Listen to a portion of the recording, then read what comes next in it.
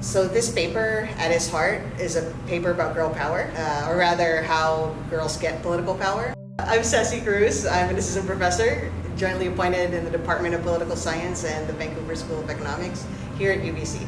My research focuses on political economy, broadly defined. Basically, what that means is I study all the different ways that politicians cheat elections. And this particular project is a little bit different. It's a project on gender and social recognition. This research uses data from villages in the Philippines and finds that women receive different levels of political and social recognition than men, even when they're involved in the same types of activities. For women, the types of activities that you normally would think would lead to political influence, like joining parties or running for office, they don't actually lead to political influence. And for them, the pathways to political influence are much more complex than it is for men.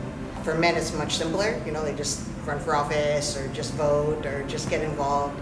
But for women, the types of things that get socially recognized, for them to become influential, are things like helping the community, or things like being embedded in the community. For us, that was a big surprise, that there's sort of more complicated determinants of influence for women than there are for men.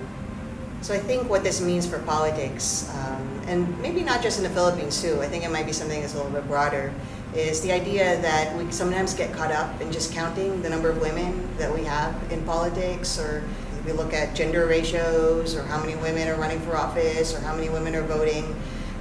But we need to go a little bit deeper than that, and we need to think about what that means for the women who run and what kind of influence that they have in order to think about what outcomes we'll really get out of having more women run for office. Right? So in a way, the numbers and getting women to do these things is just a start, but we also need to think about the broader process and the broader social recognition that these women get or don't get, right, in this case, in order to get to this idea of gender inclusion in a meaningful way.